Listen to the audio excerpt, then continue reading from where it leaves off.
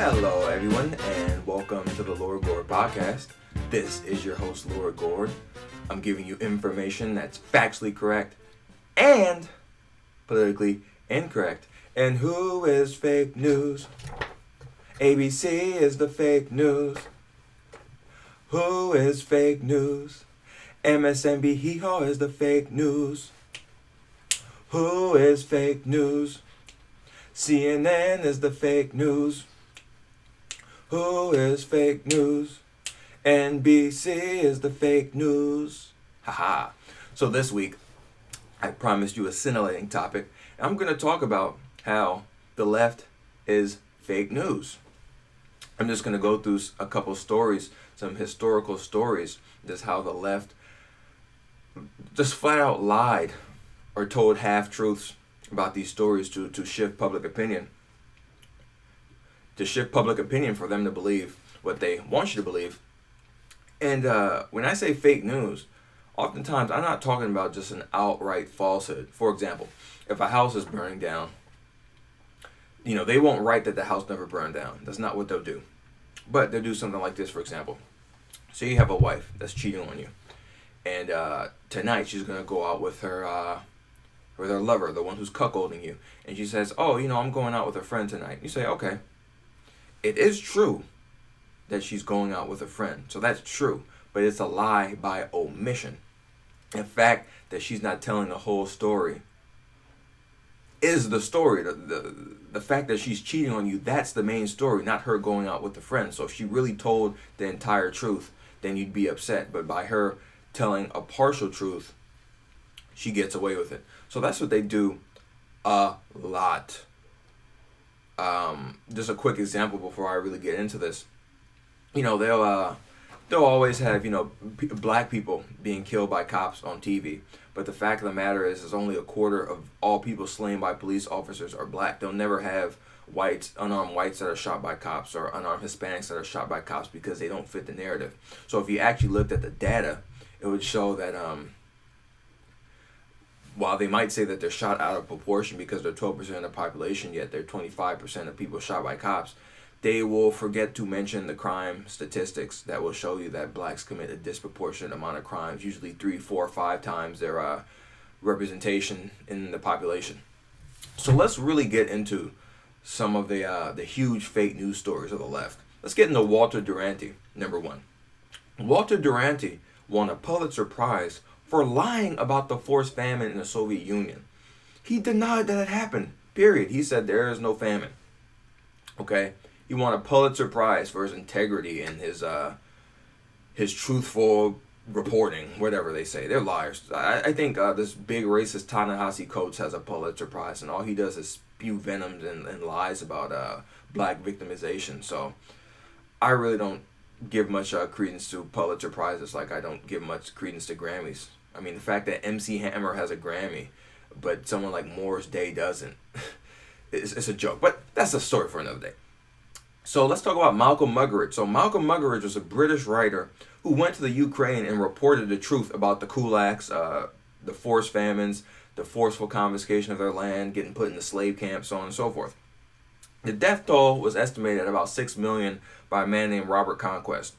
So Muggeridge, was he celebrated for telling the truth? Was he celebrated for refuting Pulitzer Prize winner Walter Duranty? Was he given badges of honor for being courageous and telling the truth and standing up for democracy? No. He was called a kook by his contemporaries. He was also blackballed.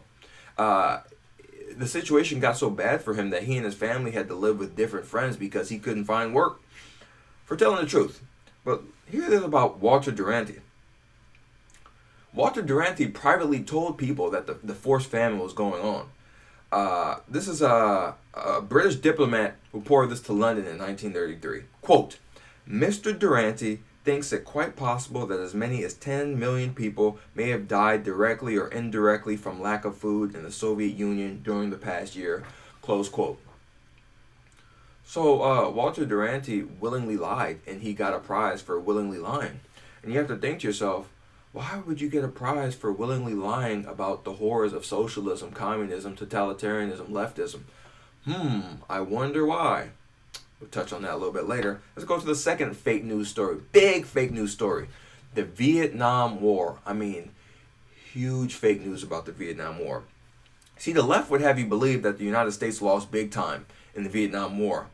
Useful idiots like Jane Fonda, New York Times, Washington Post, so on and so forth, helped turn the public against fighting communism because they were communist sympathizers. Jane Fonda is a communist.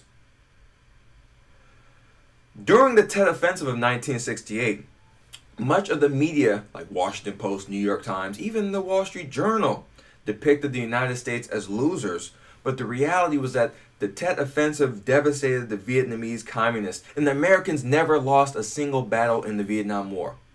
I'm going to repeat that.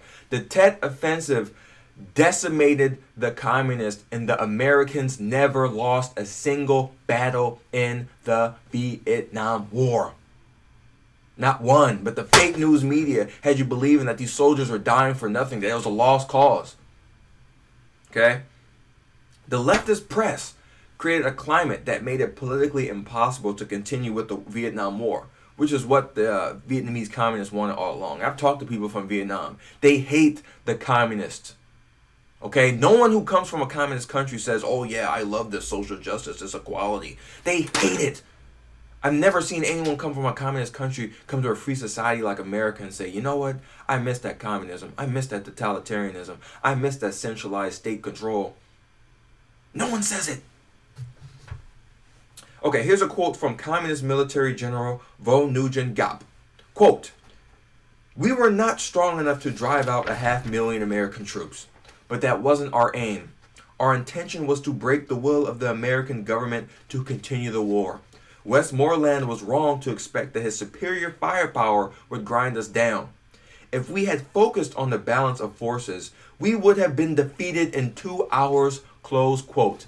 That's a general in Vietnam saying that we couldn't stand a chance against the Americans. They were kicking our butts, okay? But we knew that in order to win, we had to win the ideological battle. We had to turn Americans against the war effort because there's no way. They're just like females. Females can't win in a fist fight with men, so they have to use manipulation, psychological manipulation, emotional manipulation to get what they want. That's literally what these Vietnamese dudes did. They're like little females. They couldn't duke it out straight head to head, man to man. So they had to use psychological and emotional manipulation on these useful idiots in America to win and impose their evil ideology and agenda on the poor Vietnamese people. Another quote. A 1995 interview with Colonel Bui Tin showed how important useful idiots were in their approach to the USA. In response to a question about the American anti-war movement being important for Hanoi's victory, he said, quote, "It was essential for our strategy," and I'm just abridging this quote, "visits to Hanoi by people like Jane Fonda and former Attorney General Ramsey Clark and ministers gave us confidence that we should hold on in the face of battlefield reverses. We were elated when Jane Fonda, wearing a red Vietnamese dress, said in a press conference that she was ashamed of American actions in the war and that she would struggle along with us," close quote. He also said this, quote, "America lost because of its democracy. Through dissent and protest, it lost the ability to mobilize a will to win," close quote. Thanks, you useful idiot Jane Fonda. And HBO, fake news HBO, with fake news like Bill Maher and Vice, they have this new special that they're airing about Jane Fonda like she's some hero. This idiot sympathized with one of the most evil, insidious ideologies known to man. The Americans never lost a single battle in the Vietnam War. Give you another fact. The communist victory brought more death and dysfunction to the Vietnamese people than the war itself. But useful idiots like Jane Fonda, Washington Post, New York Times, so on and so forth, never said a peep about it. Oh, it was popular and it was trendy to go against America when they were fighting against these evil communists. But once the communists took over and imposed their evil ideology and people started starving and dying by the tens of thousands, Jane Fonda was nowhere to be found. She's making workout videos. You know, she's moved on to the next thing. And I was listening to my man Owen Benjamin break down Saul Alinsky. And this is what the left does. They're always moving on to another thing. Because if they stay on something too long and the facts come out, they'll be exposed as wrong. Look at how many stories we had this year. Separating families at the border. They were making a bunch of noise about that. Boom. No one talks about it anymore. gun control at schools, March for Our Lives, all this garbage. Boom, no one talks about it anymore. Three people are shot. A person is shot every 3 hours in Chicago. You never heard about that. So it's always something new. It's always something new. Omarosa, Trump might have said something racist, which I doubt. They're making a bunch of noise about that. Gone.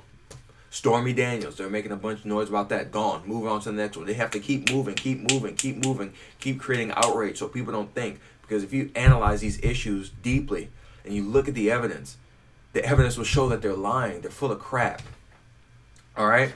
Yeah, but people like Jane Fonda, man, my man OB was talking about how white liberal women are really the cause of a lot of death and destruction in American society. And I agree. I remember reading in Our Culture What's Left of It by Theodore Darwin, but Virginia Woolf, this author, was basically talking about how the nuclear family is outdated and how it's not necessary, so on and so forth. And what this idiot, entitled, privileged person forgot to mention is that they came from a nuclear intact family. And the fact that people who don't are infinitely more times likely to be poor, fail in school, get involved in drugs, go to jail, so on and so forth. So it's easy to pontificate about social justice and equality and civil rights when you're some privileged part of society, but the people who you're defending, they are hurt tremendously by these causes that you are advocating for. The Vietnamese people were not helped by Jane Fonda. They lived far worse once the communists took over than before.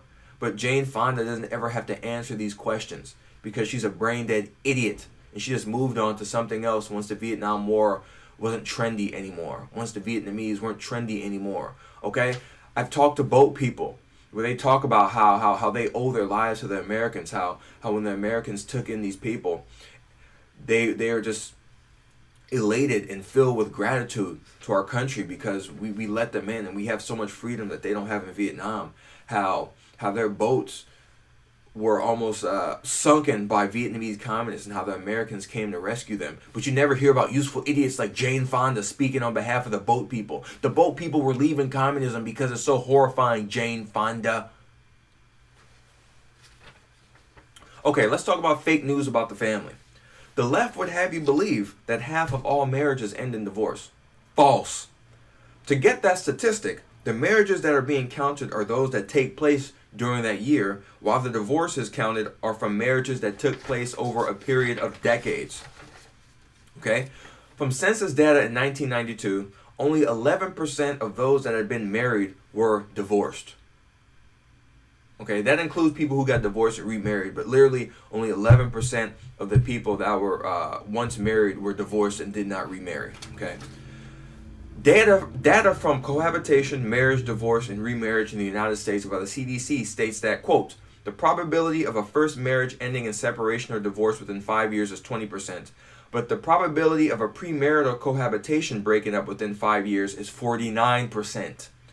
After 10 years, the probability of a first marriage ending is 33%, compared to 62% to cohabitations, close quote. So the question always is, compared to what? Oh, they say marriage is just a piece of paper. There's no difference between just living with someone. It's clearly false. The commitment rates aren't nearly the same, and the rates of dissolution are clearly not the same as I just stated. Okay, here's another quote from that study. Quote, the probability of remarriage among divorced women was 54% in 5 years, 58% for white women, 44% for Hispanic women, and 32% for black women. However, there was a strong probability that second marriages would end in separation or divorce, 23% after 5 years, 39% after 10 years. Okay, so 50% of marriages do not end in divorce. Maybe you can say 30%. But the fact of the matter is, when you actually look at people over time who are married, how many of those people that are married are divorced and don't remarry? The number is much smaller. When you look at people aged 30 plus and are divorced, it's not very high. So when you actually track flesh and blood people, these marriages last a lot longer than the phony statistics that they cook up to break up the family, to encourage nihilism and government dependence.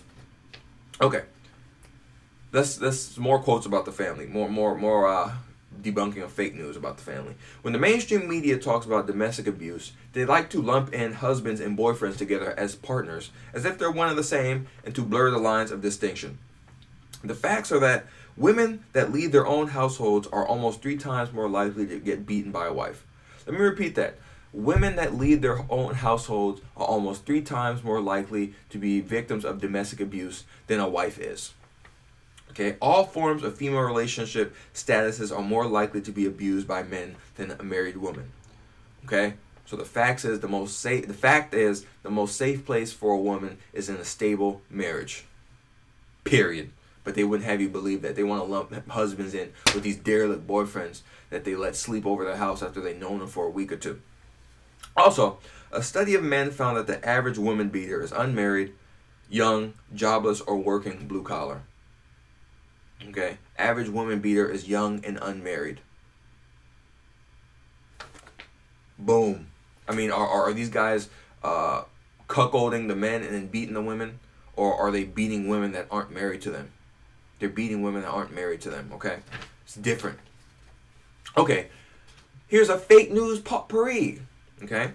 When the USA was recovering from a recession in 1983, unemployment was down in 43 out of the 50 states. ABC News chose to feature one of the 7 states, as if it represented a general trend when it was really an anomaly. Many news stories in the 90s insinuated that disparities in mortgage rates for whites and blacks were due to racism. False. The fact was that the majority of whites and blacks were approved for loans and that whites were denied at a higher rate than Asians. So while there was a higher denial rate for mortgage loans for blacks and whites, there was a higher denial rate for whites than there were for Asians. And also when you controlled for variables like credit scores, so on and so forth, the disparities virtually disappear. Okay, and this was also true at black banks. All right, let me read a quote from this woman who authored this study from the Boston Federal Reserve Bank. I'm going to read a quote from Vision of the Anointed by Thomas Sowell. A lot of this information I'm getting from Vision of the Anointed by Thomas Sowell and Intellectuals in Society by Thomas Sowell, by the way. All right, let me just read this little passage. When the principal author of the Boston Federal Reserve Bank study, Alicia Munell, was contacted by a writer for Forbes magazine and this clear implication was presented to her, it's kind of the stuff I laid out, she called it a sophisticated point. When pressed, she agreed with the point made by the Forbes writer that discrimination against blacks should show up in lower, not equal, default rates. Discrimination would mean that good black applicants are being unfairly rejected. The following discussion ensued.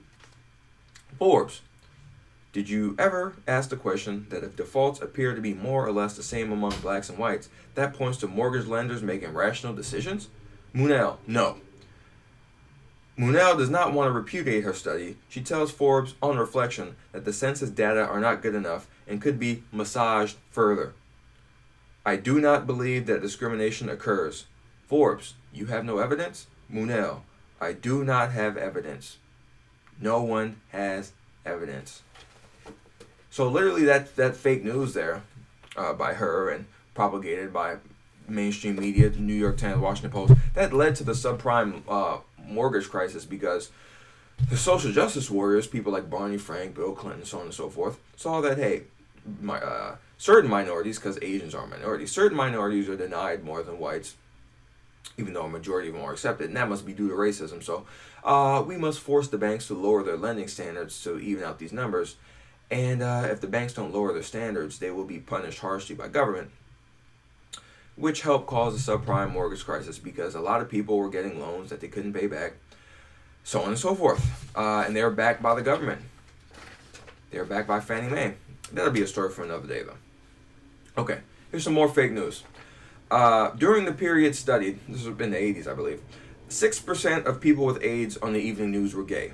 In reality, 58% of AIDS carriers were gay men. On TV, 16% of AIDS carriers were black and Hispanic. In reality, 46% of AIDS carriers were black and Hispanic. 23% of AIDS carriers were IV users, yet on TV, only 2% were. Fake news media tells us that guns are the problem and that gun control will save us. But states with the highest rates of gun ownership have the least amount of violent crime. The media is also quick to show white mass shooters. You know, they try to say mass shooting is a white thing. Yet, if you go by the definition of mass shooting by the FBI, which is one shooting that involves 4 or more people being shot, about 75% of mass shooters and their victims are black. For example, in 2016, blacks committed 128 mass shootings in the USA, while non-white Muslims, white non-Muslims committed 8. So in that year, I think blacks committed about 72% of all the mass shootings, as defined by the FBI. But you'll never hear that in the mainstream media. They'll try to say it's a white thing. It's these white kids that are crazy. They're playing too much violent video games. No, the reality is the vast majority of violent crime occurs in Democrat cities with strict gun control laws, and most of the criminals are young black men between the ages of 15 and 34 years old. Chicago, where a person is shot every 3 hours, that's one of the hardest places for a legal citizen to get a gun. Detroit, St. Louis, Baltimore, Oakland, LA, Philadelphia. In none of these cities is it easy to get a legal gun, but virtually all the crimes are committed with illegal firearms by the fellas. So if you're thinking rationally, you would say, hey, we have these strict gun control laws, but we still have an inordinate amount of gun crime. But they don't care about the truth. They care about control. They want to disarm the public so that the public is dependent on the government, so that the government can impose their force on the people, and the people can't do anything about it. I have this meme on my phone that shows people like Castro and Pol Pot and Hitler and Mao and Idi Amin, who all believed in gun control. And the tagline says, gun control works, ask the experts. And all those people were leftist, socialist, communist leaders that had a centralized government in which a few people dictated the lives of others, controlled the lives of others, and limited other people's freedoms. And one of the first things they do is de-arm the population so that the people can't fight back. Jews couldn't fight back. The Gujaratis couldn't fight back. None of these populations could fight back because they were disarmed. So there's that. Here's some more fake news for you. The National Association of Hispanic Journalists has long given consternation to journalists for using the word illegal about illegal alien invaders in their news articles. So in other words, they don't want people telling the truth. They don't want people telling them what it's like. They're illegal invaders. They are not allowed to be in the country. They snuck in here. They're like people who break into people's homes. The National Association for Black Journalists does this as well. They have this whole campaign, rebuilding the image of the black male, and they go around in TV stations telling people, hey, don't tell the truth about black criminality. When it's a black suspect, be hesitant to give details. I mean, I've seen news reports where the suspect's clearly black, but they'll say, we're looking for a male that's 5'8", 150 pounds, wearing a black hoodie. You just describe like half the city. You have to be more specific. Also, when black people are committing violent crimes, committing robberies, assaults, murders, they'll describe them as youths, teens, juveniles. Whenever you hear that in a news report, when they talk about teens, youths, juveniles, they're talking about black people. But they're saying that because people like the National Association of Black Journalists will get on their case if they tell the truth about black criminality, because their goal is to whitewash the truth instead of actually fixing the problem of black dysfunction. I mean, there's a huge story about this in Oakland, where on the BART train, there's like 70, 80 black people mobbing the trains, robbing people, beating the hell out of people. And one of the representatives of BART said, we're not releasing the tape because it's going to feed into racial stereotypes. So in other words, she cares more about the image of black people than she does about telling the truth about black criminality and warning the BART riders about what to look out for when they're on the train. That is abhorrent. Okay. What else do we have in the fake news potpourri? Alright, I was looking at the story from this guy, Tim Pool. Yeah, check out Tim Pool, by the way. He's doing some really good work on YouTube. Tim Pool. He had a story he had linked to. And here's some fake news from CNN. So, 3 CNN reporters were fired because of a botched report about Anthony Scaramucci being under investigation for Russia ties. He wasn't. CNN also said that Trump's claim about Obama tapping his phones was a lie. Then they reported in September of 2017 that Paul Manafort's line was being tapped in Trump Tower. So, Trump says something. They didn't have the evidence to prove that he did it or not, but they say Trump's a liar. And later on, they were proven to be wrong. Trump's phones were tapped. I can go on and on and on about fake news stories, hoaxes, Tawana Bradley, the Duke lacrosse case, where all these Duke professors were so quick to condemn these white men for raping this black woman, where it literally never happened. The woman was a liar. I think she ended up getting in jail for murder. She was like a career criminal. This woman was wacky. So many hoaxes out there. Hands up, don't shoot. Literally a lie. Even fake news, Washington Post gave that like 3-4 Pinocchios. Yet the fake news media was pushing that for like a year and a half, saying that Michael Brown was a gentle giant. He had his hands up when he got shot. No, he beat the hell out of a store owner, and he was beating the hell out of Darren Brown and went for his gun. That's why he got shot. Okay, all investigations pointed to that. So they were pushing that fake news. So before I let you go, I'm going to play some clips from the great man Yuri Bezmenov. He was a defector from the KGB. He was a subverter in New Delhi, India, and he was basically paid by the Soviet government to espouse ideas of communism, socialism, totalitarianism, leftism, and to subvert the ideas of the country that you're sent in, and to bring them over to the side of Soviet communism. And he defected, and he told the truth about the subversion techniques, the propaganda techniques, so on and so forth. So I'm going to play you a few clips of Yuri Bezmenov talking about how he and other KGB operatives spread fake news, and how the Western leftist press, like New York Times and Washington Post, were so quick to report the Soviet propaganda as truth. Check that out. And the Soviet ambassador Alexander Yakovlev made it his personal effort to discredit me. He complained to Pierre Trudeau, who is known to be a little bit soft on socialism. And the management of CBC behaved in a very strange, cowardly way, unbecoming to representatives of an independent country like Canada. They listened to every suggestion that Soviet ambassador gave, and they started shameful investigation, analyzing content of my broadcasts to USSR. And sure enough, they discovered that some of my statements were probably would be offending to the Soviet Politburo. So I had to leave my job. Area of activity when I was working for the Novosti was to accompany groups of so-called progressive intellectuals, writers, journalists, publishers, teachers, professors of colleges. You can see me here in Kremlin. I'm second on the left, with a group of Pakistani and Indian intellectuals. Most of them pretended they don't understand that we are actually working on behalf of the Soviet government and the KGB.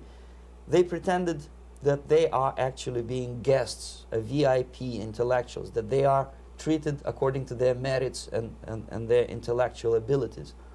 For us, they were just a bunch of political prostitutes to be taken advantage for various propaganda operations. The KGB attached me to this magazine, Look magazine.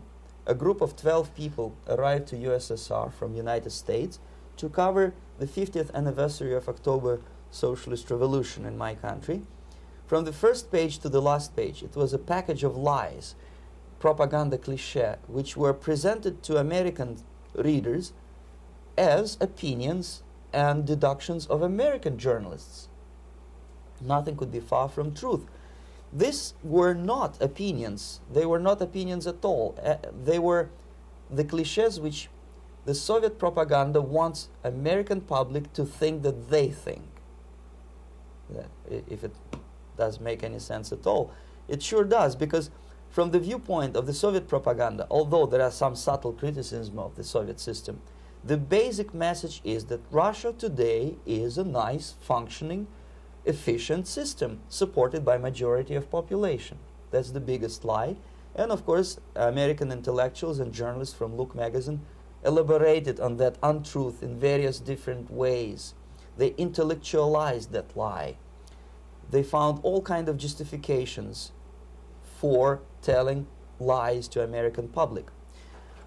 We may discuss it later. What are the motivations of these people? Why would they stubbornly bring lies to their own population through their own mass media? I have various answers to this. There is not a single explanation. It's a complex of explanations. It's fear, pure biological fear. They understand that they are on the territory of an enemy state, a police state. And just to save their rotten skins and their miserable jobs, their affluence back home, they would prefer to tell a lie than to ask truthful questions and report truthful information.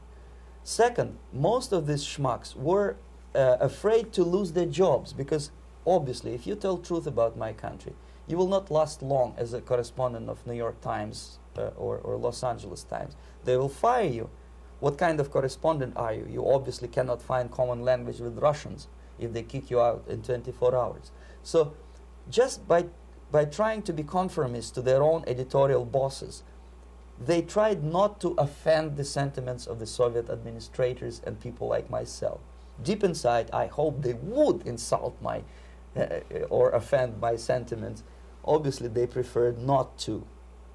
Another reason, I refuse to believe it, but obviously there is another reason. Obviously, it's a greed. These people earn a lot of money. When they come back to USA, they claim that they are experts in my country. They write books which sells in million copies, titled like Russians, The Truth About Russia. Most of it is lie about Russia. Yet they claim to be Sovietologists. They play back myth about my country, the propaganda cliches. Yet they stubbornly resist the word of truth. If a person like Solzhenitsyn is either defecting or kicked out of USSR, they try all their best to discredit him and to discourage him. I don't have much chance to appear on national network with a true story about my country. But a useful idiot like Hendrik Smith or Robert Kaiser, they are big heroes. They come back from USSR. They say, oh, we were talking to dissidents in Russia. Big deal. Soviet dissidents are chasing American correspondents in the streets. And they are cowardly escaping from these contacts. This is my passport. It also shows my nationality. And it has a police rubber stamp, which is called propiska in Russian language, which assigns me to a certain area of residence. I cannot leave that area. Same way as this black man cannot leave the area in South Africa. Yet we call South African government racist regime. Not a single Jane Schmonda or Fonda is brave enough, courageous enough to come to media and say, look, this is what happens in USSR. I send a copy of my passport to many American liberals and civil rights defenders and all the other useful idiots. They never bothered to answer me back. This shows what kind of integrity, what kind of honesty these people are. They're a bunch of hypocrites because they don't want to recognize a good example of racism in my country. That's the Lord Gord Podcast. I hope you enjoyed it. Subscribe on iTunes. Subscribe on YouTube. Share it with your friends. Leave a comment. Leave a review. Let's grow this thing. Get the Lord Gord Funk album, This Isn't TV, on iTunes, Spotify, Google Play, Tidal, YouTube, so on and so forth. Share that with your friends. Donate on Patreon, so on and so forth. Next week, I'm going to have a little surprise topic for you. So, put your little fingers together and wait for the surprise. And that'll be all. Thank you so much for listening. I'm Lord Gord, and I'll talk to you next time.